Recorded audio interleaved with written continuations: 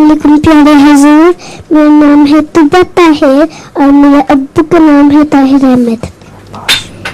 मेरा पहला सवाल है, क्या खून लाल क्यों होता है? इनका पहला सवाल है कि इंसानों का खून लाल क्यों होता है? सबका खून मतलब लाल क्यों होता है? खून में कुछ ऐसे जर्रे होते हैं कि जिनका रंग लाल होता है। अब इसके सवाल में कुछ नहीं समझा सकता मैं। खून के अंदर रेड ब्लड कार्पसेल्स कहते हैं उसको, वो सुर्ख रंग के जर्रे होते हैं। वो उनका रंग पैदाइशी यानी शुरू से सुर्ख है। इसलिए इसका ये है कि क्यों है ये नहीं मैं कह सकता। आपका रंग कैसा है? सफेद है? हैं?